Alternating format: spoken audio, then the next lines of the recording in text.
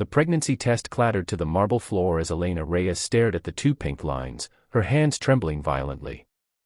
But that wasn't what made her scream.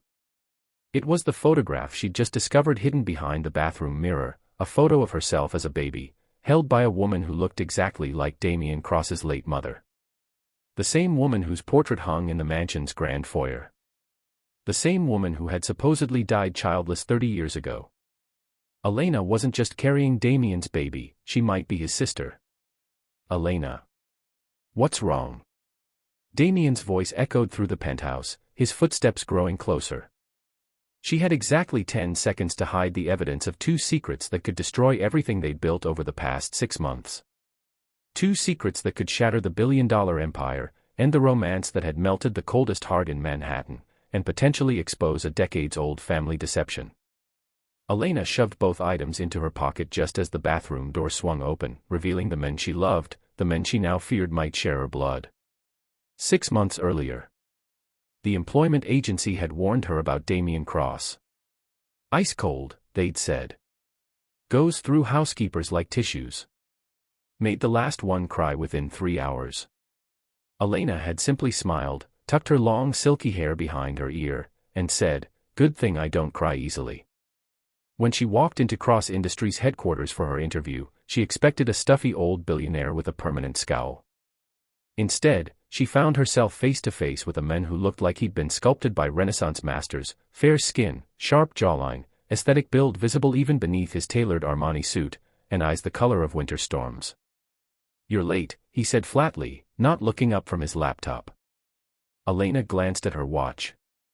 "Actually, I'm 3 minutes early. Your assistant gave me the wrong floor." "Excuses already? This interview is over." Any other applicant would have apologized profusely or simply left. Elena did neither. She walked to the chair across from his desk and sat down, crossing her legs with deliberate calm. "Mr. Cross, I've cleaned homes for Wall Street executives, Hollywood celebrities, and one former president. I've never been fired. I've never stolen so much as a paperclip. And I've certainly never cried because someone with too much money and too little emotional intelligence decided to test my patience." She met his gaze steadily. "So we can either have this interview, or you can keep going through housekeepers until you find one willing to pretend your rudeness is acceptable. Your choice." Silence stretched between them like a live wire. Then, impossibly, the corner of Damien's mouth twitched upward. "You start Monday," he said.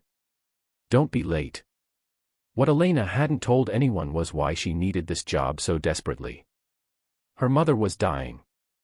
Maria Reyes had been diagnosed with a rare autoimmune disorder 2 years ago. The experimental treatment that could save her life cost $300,000. Elena had saved $42,000. The deadline was 8 months away. This job paid extraordinarily well. If Elena could just hold on, avoid getting fired, maybe work extra hours. 2 weeks into her employment, Damien found her scrubbing the kitchen counter at midnight. "You're still here?" "It's nearly midnight." Elena jumped. "I wanted to finish the kitchen." "You have that investor meeting tomorrow. You've been working 70-hour weeks." "I like staying busy." "That's not an answer."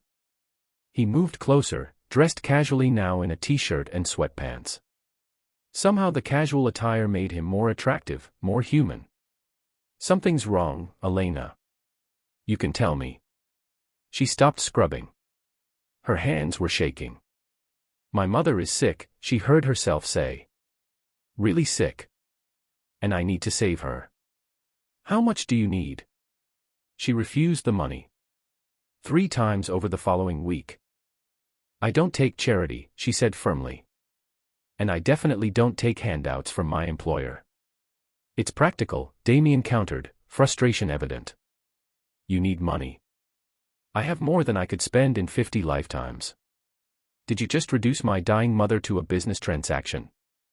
"I'm trying to help." "Why won't you let me?" Because accepting help meant admitting she wasn't enough. It meant becoming indebted to someone, again. "Because I need to do this myself," she said quietly. "Please respect that." Something changed between them after that conversation. The banter remained sharp and increasingly flirtatious, but beneath it ran a current of understanding. Two people who had learned that depending on others led only to disappointment. "You reorganized my study again," Damien observed one evening.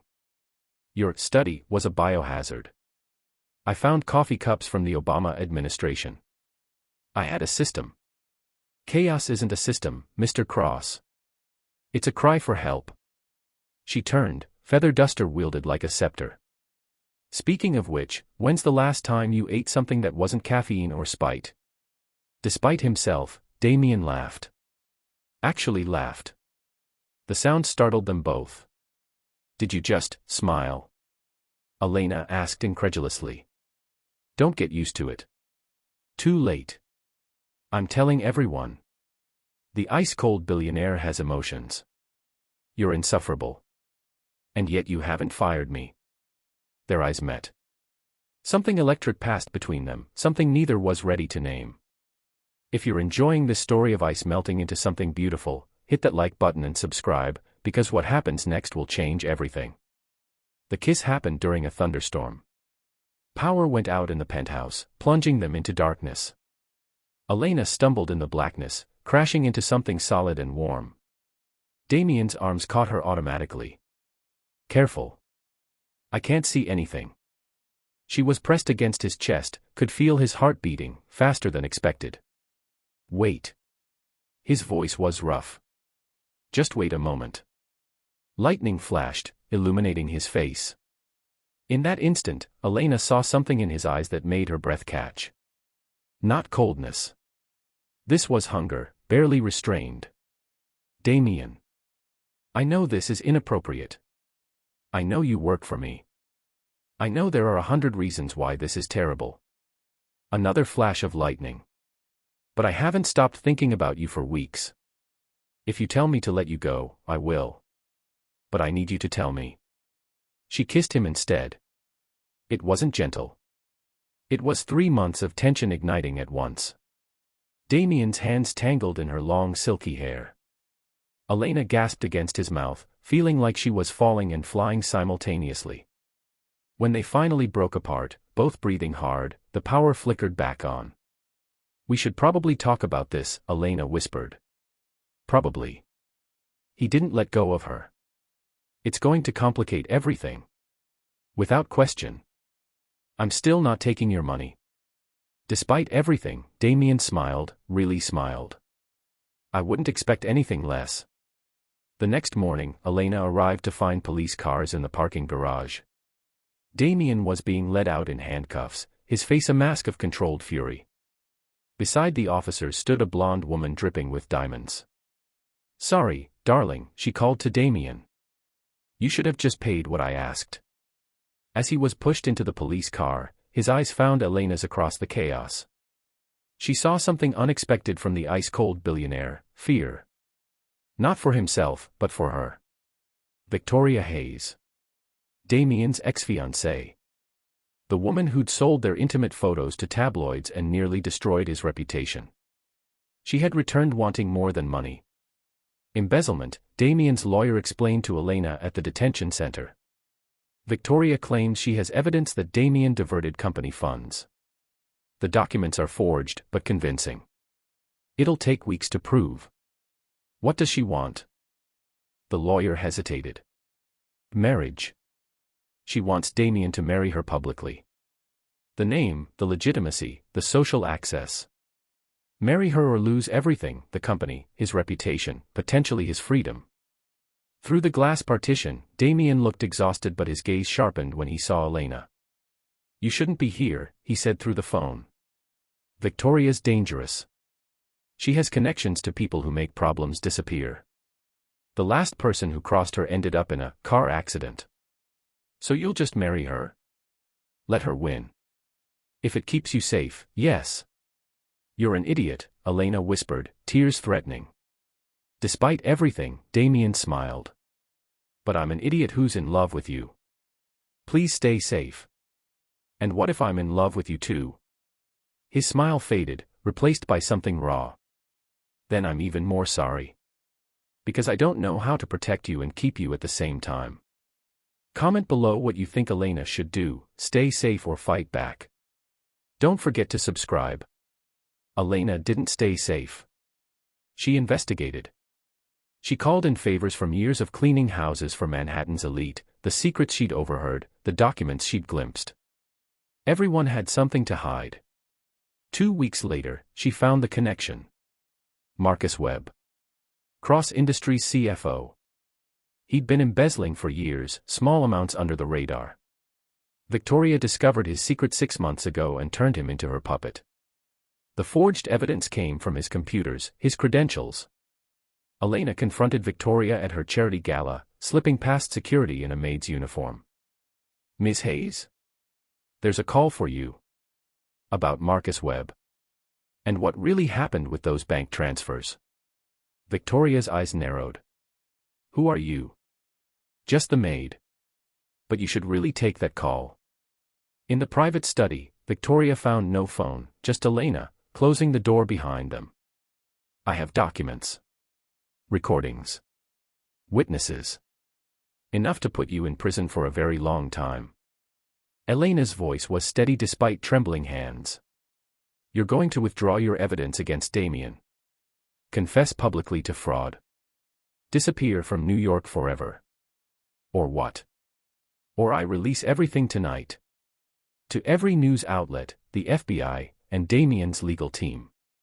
Your choice." Victoria's laugh was low and dangerous. "You think you've won? You stupid little maid." She pulled out her phone, pressed a button. "My people just arrived at your mother's hospital. That's a live feed of Maria Reyes's room. See that man in scrubs? One word from me, and he administers something that'll look exactly like her illness finally taking its course. Hand over that evidence, or your mother never wakes up. If your heart is racing right now, hit that like button and share this with someone who needs to experience this story." Elena's world narrowed to her mother's image on Victoria's phone, frail, sleeping, while a figure in scrubs moved closer with a syringe. "You wouldn't," Elena's voice cracked. "She's innocent. Innocent people die every day. Now, the evidence. Everything you have." Elena had grown up poor in a world that crushed the poor without mercy. She'd learned to always have a backup plan. "The evidence is stored on a dead man's switch," she said slowly. "If I don't enter a code every 12 hours, it automatically distributes to law enforcement worldwide. Kill my mother. Kill me. You can't stop that release." Victoria's smile faltered. Then her phone buzzed. She looked at it, and fear crossed her face. "What is it?" Elena demanded. "Someone just released financial records proving I've been blackmailing Marcus Webb. Along with testimony from 3 former associates." Her voice trembled. "Who did you tell?" The study door burst open. Damien strode in, flanked by FBI agents. He was free, in fresh clothes, eyes burning with cold fury. The judge granted emergency release based on new evidence delivered anonymously 2 hours ago. His gaze shifted to Elena, expression softening. "Though I have my suspicions about the source. I didn't send anything. My tech team made your dead man's switch real the moment I was arrested. They turned your evidence into an automated failsafe." He moved closer, touching her face gently. "Someone spent 2 weeks investigating Victoria's entire operation. Someone I specifically asked to stay safe." "I'm not good at following orders," Elena whispered. "No." Despite everything, Damien smiled. "You're not." The FBI arrested Victoria, Marcus Webb, and the corrupt detective within the hour. The man in Maria's hospital room was apprehended before causing harm. That night in the penthouse, Damien held Elena close. "We protected each other," she said. "That's how this works, partners, equals. Elena Reyes, I am completely, irrationally in love with you. Against every instinct telling me to keep people distant." He kissed her forehead. "Will you let me pay for your mother's treatment? Not as charity, as someone who loves you wanting to help save someone you love." Tears streamed down her face.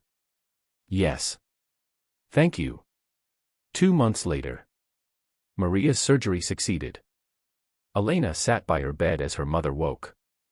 The procedure worked, Mama. You're going to be fine. Maria's gaze found Damien by the door.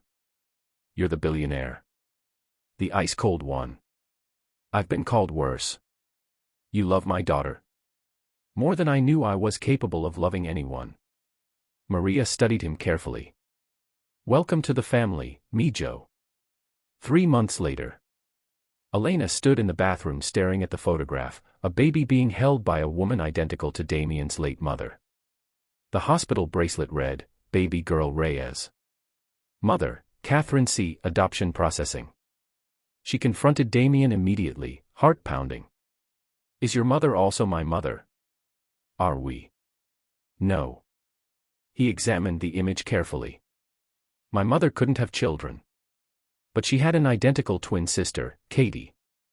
The family disowned her for marrying outside their circle. He pointed at the bracelet. Look closely. This says adoption. Katie was your biological mother. My mother was Catherine. We share no blood whatsoever. You're technically my cousin by adoption, legally and genetically meaningless. Relief flooded through Elena. I was adopted. It explains everything. Why Maria never discussed your father. Why she moved across the country after you were born. Elena looked at this man who'd started as an insufferable employer and become her everything. Nothing changes, she said finally. But I need to talk to my mother. Maria told Elena the truth on a quiet Tuesday. Katie Cross had been Maria's best friend in college. When Katie became pregnant, unmarried and estranged from her wealthy family, Maria was her only support. Katie had the same autoimmune disorder that later claimed Maria. She died 3 days after giving birth. Maria adopted Elena, moved to California, and raised her with all the love she possessed. She'd never revealed the truth because she feared losing her daughter. You're my mother, Elena said, holding Maria's weathered hands. In every way that matters. Nothing changes that. Damien added, it feels right. Like we were always meant to find each other. 6 months later, on a sunset-painted beach, Damien got down on one knee. She said yes before he finished asking. At their small garden wedding, Damien said in his vows, you walked into my cold, empty world and set it on fire. You refused to let me push you away. You saved me in ways I'm still discovering. Every day with you is warmer than the one before. Elena responded, you were the ice-cold billionaire no one thought could thaw. But I saw the fire underneath, the passion, the loyalty, the heart you tried to hide.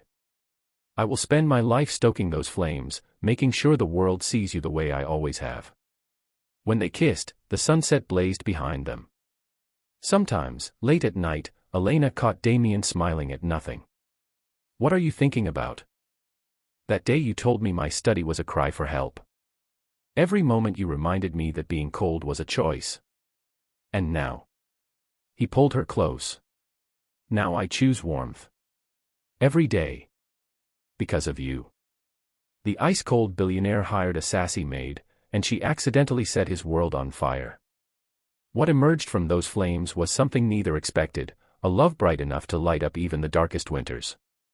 Some fires are meant to burn forever. If this story touched your heart, please like, subscribe, and share it with someone who needs to believe that love can melt even the coldest heart. Your support helps us create more stories of hope, passion, and the transformative power of connection.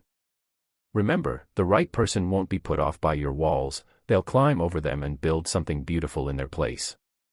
Until next time, keep believing in love.